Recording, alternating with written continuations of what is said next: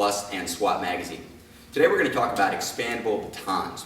Now, when I first got started in law enforcement as a reserve deputy, Monadnock had already established itself as the go-to leader when it came to side-handle batons or straight batons for subject control or even personal defense. Of course, today there are many names in the industry, many names in the field, and many quality products out there that are available to you.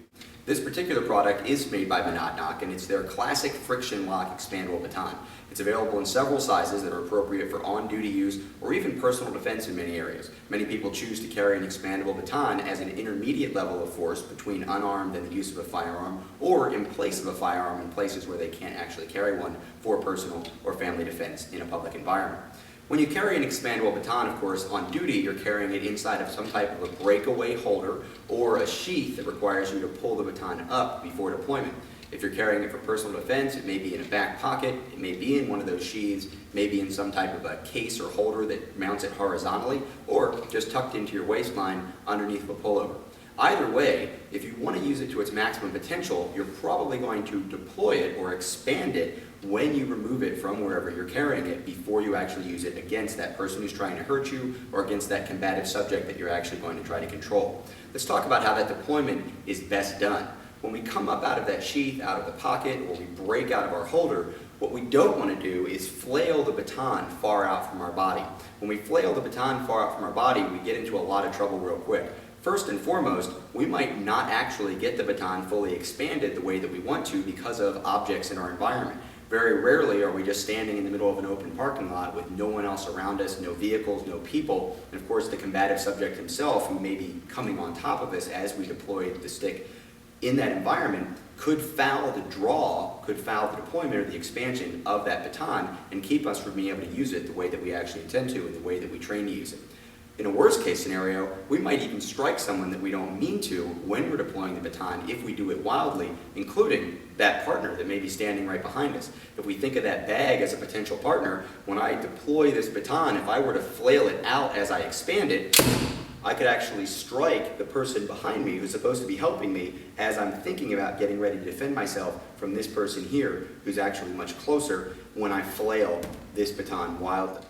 Now I've got to close. Let's take a look at how we would actually like to deploy the expandable baton whenever possible.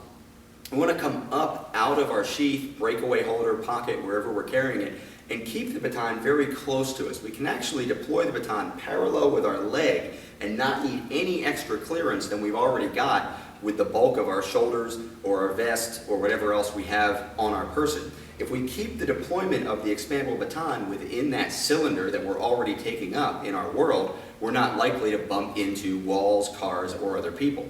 So when I come up, I'm simply going to rotate my wrist quickly and snap in a downward motion and expand the baton right here next to my leg as parallel with my leg as possible.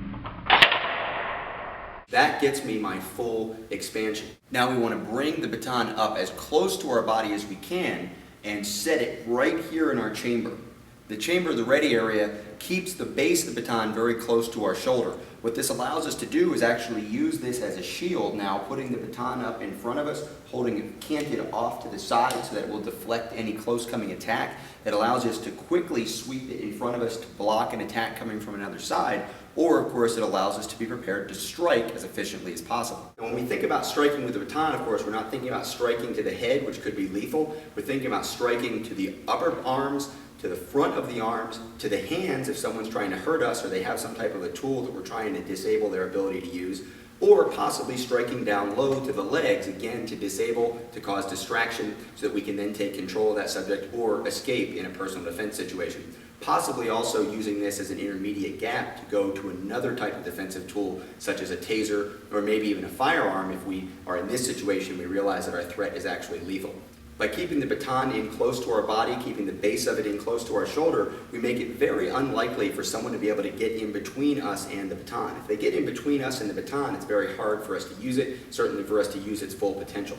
So we want to keep it in very close. And what this is going to allow us to do then is to generate power from our hips and arm extension and shoulder rotation so that as we come around, we can come around and generate a lot of force and a lot of speed at the end of the baton without needing to come way back here. If I come way back here, it gives this person much more time to realize what's going to happen. gives them the opportunity to interfere with this swing, block my arm, block the movement of the stick, or even come in and hurt me before I get to put this out in front of me as some type of shield.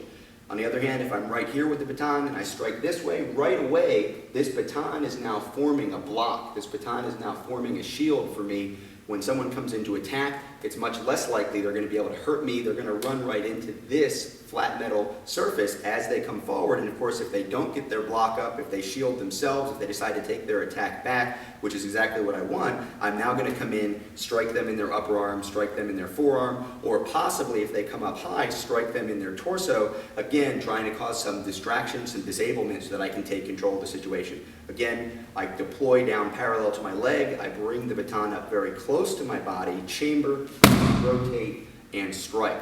I could, of course, do the same thing down low. I could come up here, get into my chamber, decide to strike for the leg as I'm covering up here, and come down and strike. All of this happens very close to the body. When you use a baton to control a combative subject, you don't want to flail out wide and let them interrupt it.